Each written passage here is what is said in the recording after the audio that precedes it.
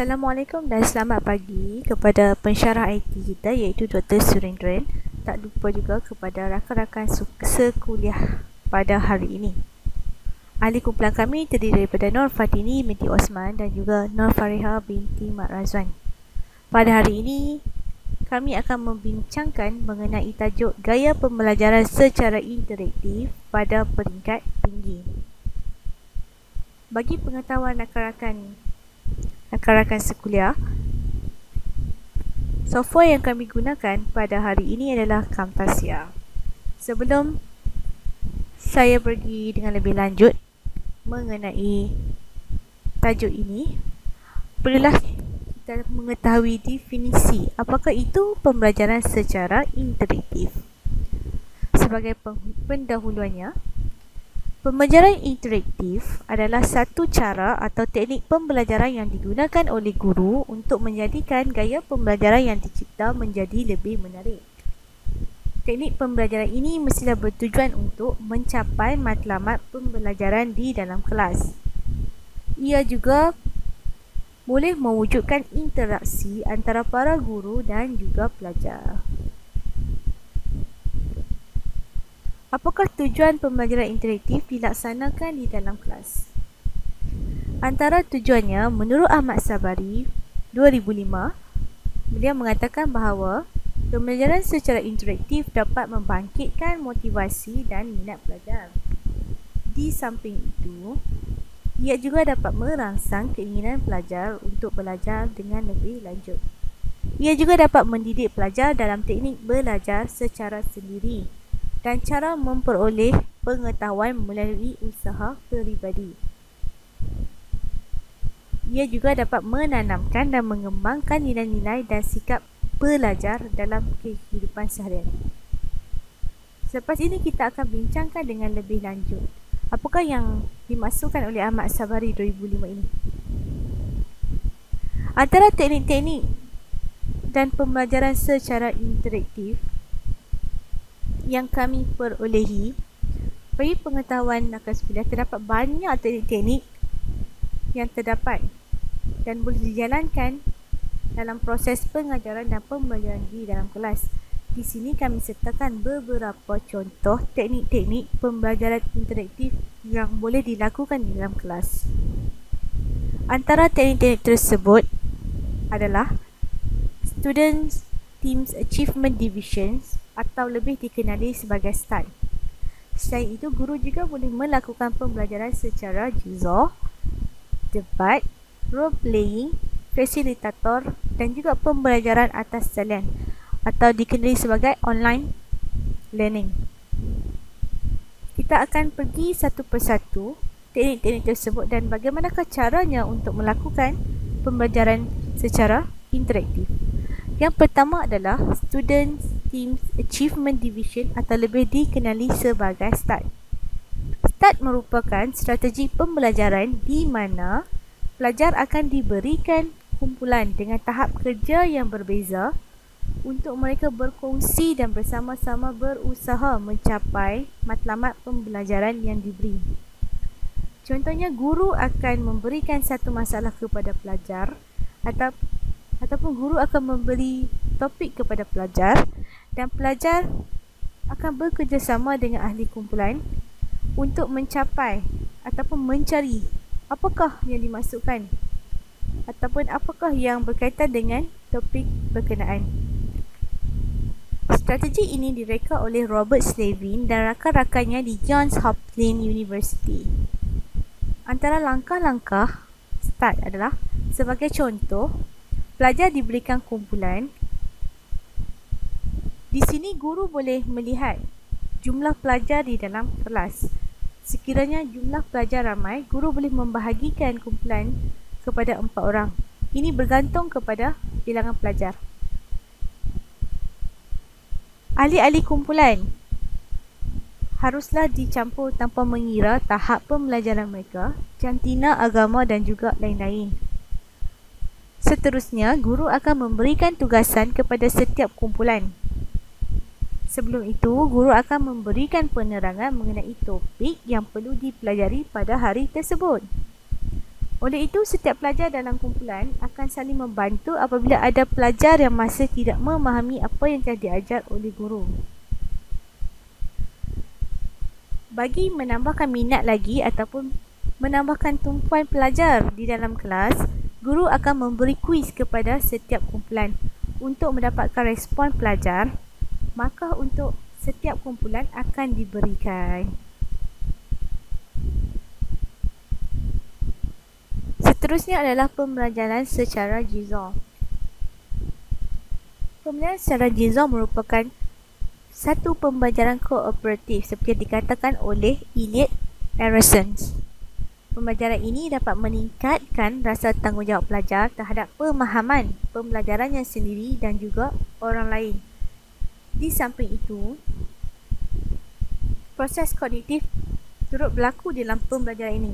Ini bermaksud pelajar akan berinteraksi sesama ahli kumpulan dengan menggunakan bahan yang telah diberikan. Guru juga akan memainkan peranan sebagai fasilitator dan ini akan memotivasikan ahli-ahli kumpulan. Dalam pembelajaran ini, sikap bekerjasama dan tanggungjawab adalah sangat penting sesama ahli kumpulan.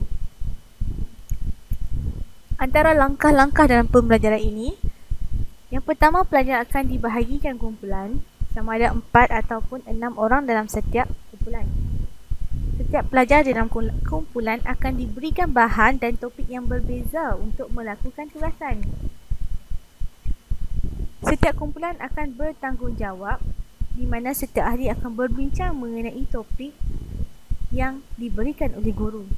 Oleh itu, ahli-ahli ini akan membantu ahli kumpulan lain yang tidak memahami topik-topik tertentu. Hasil perbincangan akan dibentangkan di dalam kelas. Seterusnya adalah pembelajaran menerusi debat. Debat merupakan satu kaedah rasmi untuk berinteraksi bagi mewakili perbincangan. Perbincangan yang didebatkan lebih luas dan logik kerana merangkumi tindak balas secara emosi dari segi pendengaran ataupun pertuturan. Melalui debat, setiap permasalahan boleh dibincangkan dan setiap perbezaan boleh diputuskan. Antara langkah-langkah di dalam pembelajaran ini, sebagai contoh, guru akan membahagikan kepada 2 kelompok di dalam kelas. Setiap kelompok ataupun setiap kumpulan akan diberikan permasalahan untuk didebatkan. Oleh itu, pelajar akan memilih wakil untuk setiap kumpulan dan wakil kumpulan akan mula membincangkan mengenai pendapat-pendapat yang telah mereka perolehi. Melalui perbincangan tersebut, guru akan menambah baik pendapat-pendapat yang telah disampaikan oleh pelajar. Daripada pendapat yang telah disampaikan, pelajar akan diminta untuk membuat kesimpulan mengenai topik yang telah dibincangkan. Seterusnya adalah role playing. Role playing merupakan satu aktiviti yang dapat memberi peluang kepada pelajar untuk menunjukkan bakat mereka. Antara salah satu cara untuk pelajar menguasai bahan yang diperlukan dan adalah dengan menghayati watak yang perlu dilakukan.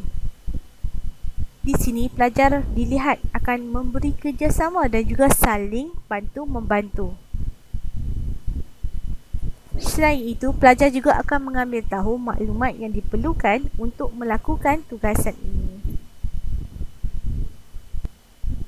Antara langkah-langkah dalam role playing adalah guru akan memberikan satu situasi kepada pelajar. Di sini, guru akan mewujudkan kumpulan. Di dalam kumpulan mungkin terdapat 5 hingga 10 orang ahli. Proses pembelajaran melalui role playing ini boleh berlaku secara spontan di dalam kelas ataupun pelajar boleh membincangkan tugasan tersebut di luar waktu pembelajaran ataupun di luar waktu kelas. Tetapi mereka perlu melakukan semula di waktu kelas yang seterusnya.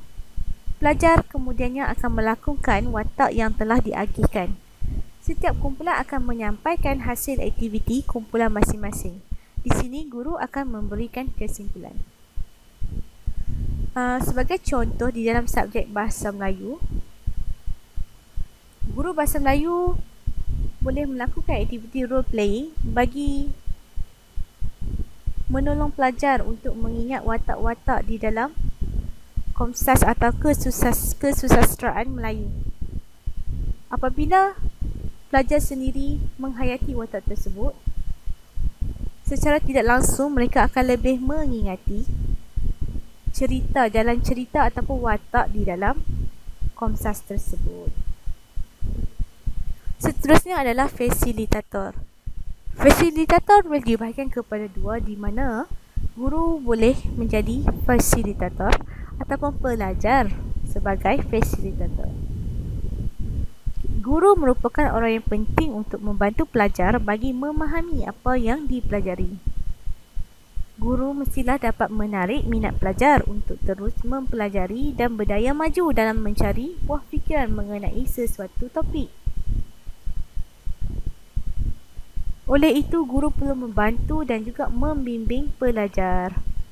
Harus diingatkan bahawa potensi setiap pelajar adalah berbeza. Di sini, guru akan memainkan watak yang penting sebagai fasilitator bagi membantu pelajar untuk meningkatkan prestasi mereka. Seterusnya adalah pelajar sebagai fasilitator. Guru akan menerangkan topik yang perlu dipelajari. Oleh itu, pelajar yang berjaya memahami dengan pantas akan dilantik sebagai fasilitator di dalam kumpulan masing-masing. Di sini, guru akan mewujudkan satu kumpulan dan apabila guru menerangkan topik, pelajar yang dapat memahami dengan lebih pantas akan dipilih sebagai fasilitator. Pelajar yang dipilih akan menerangkan kepada ahli-ahli kumpulan yang lain. Setiap pelajar akan menghasilkan peta minda sebagai hasil daripada topik yang dipelajari daripada buah fikiran mereka sendiri. Kemudian, pelajar akan berbincang dan menggabungkan pendapat tersebut. Di sini, guru akan membuat kesimpulan dan penerangan di akhir kelas. Yang terakhir adalah pembelajaran atas talian. Pembelajaran atas talian membantu pembelajaran di luar waktu kelas. Di samping itu, pelajar juga dapat berinteraksi secara terus, iaitu face to face, di mana pelajar akan dapat membezakan waktu yang sesuai ataupun topik yang sesuai untuk dipelajari ataupun tidak.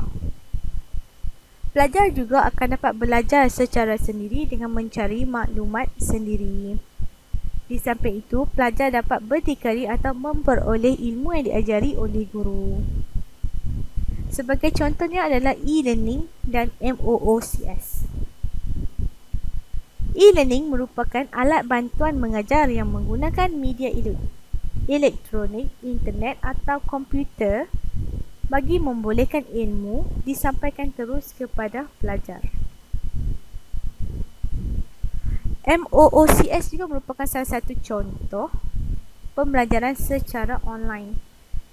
M merujuk kepada massive, O open, O second O is online dan C adalah courses. Seterusnya, apakah kelebihan yang dapat diperolehi melalui pembelajaran secara interaktif? Antara kelebihannya adalah pembelajaran secara interaktif dapat meningkatkan penyampaian di dalam kelas. Penyampaian yang menarik dengan menggunakan teknologi sebagai alat ataupun medium dapat menarik minat pelajar untuk memberi tumpuan di dalam kelas.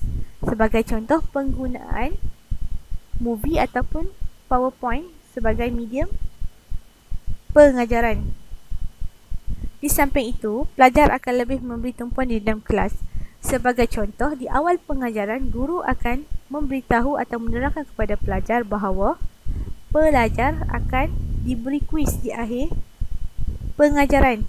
Oleh itu, pelajar akan lebih memberi tumpuan bagi memastikan mereka dapat menjawab kuis tersebut. Setiap kuis perlulah diberi markah dan dapat menolong pelajar di akhir semester. Ataupun aktiviti secara perbincangan, di mana guru akan memberikan topik ataupun tajuk dan pelajar akan membincangkan secara berkumpulan. Sebelum perbincangan dilaksanakan, guru akan menerangkan apakah ataupun mengenai tajuk tersebut. Di samping itu, ia juga dapat mewujudkan suasana pembelajaran yang melibatkan pelajar secara aktif. Sebagai contoh yang diterangkan sebelum ini, teknik start jigsaw dan juga aktiviti yang lain. Di samping itu, ia juga dapat mewujudkan proses pembelajaran yang selesa. Pembelajaran interaktif juga merangsang pelajar untuk belajar secara berkesan dengan bimbingan yang minimum. Sebagai contoh, pelajar boleh menggunakan komputer sebagai teknologi untuk pencarian maklumat. Ataupun melalui e-learning, guru akan meletakkan link ataupun sumber di mana pelajar boleh membuka link tersebut dan terus mendapatkan maklumat. Di samping itu, guru juga dapat menambahkan pengetahuan tentang penggunaan ICT di samping berinteraksi dengan pelajar. Pembelajaran secara interaktif juga bukan sahaja menolong guru menambahkan pengetahuan, tetapi pelajar juga dapat mempelajari cara penggunaan teknologi. Seperti yang diceritakan sebelum ini, teknologi merupakan alat bantuan dalam pembelajaran. Ia menggalakkan pelajar untuk belajar secara sendiri, dan melalui pemberitahuan guru akan menyediakan link ataupun sumber untuk pelajar bagi mengelakkan pelajar daripada mencari maklumat yang salah.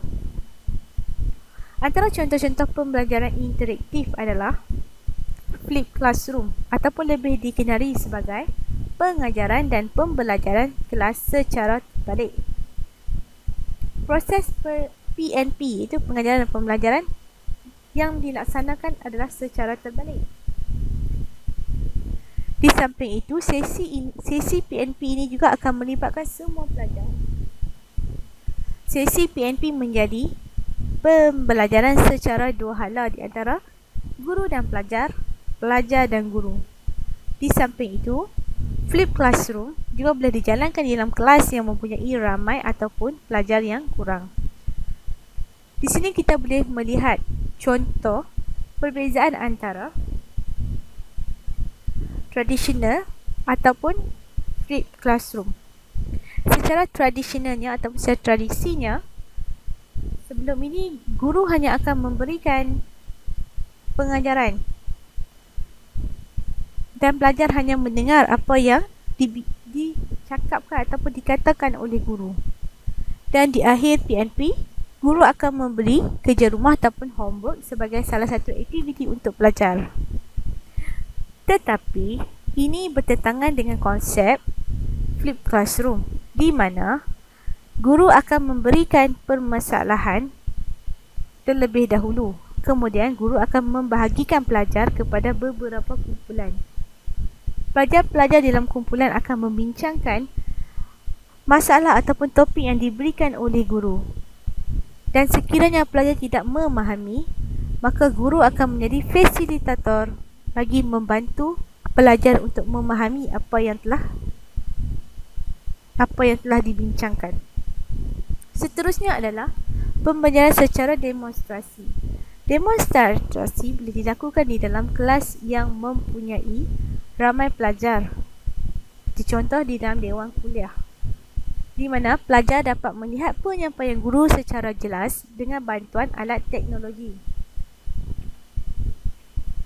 Bagi menarik tumpuan pelajar, maka guru perlu mewajibkan pelajar untuk menulis refleksi terhadap pembelajaran pada hari ini.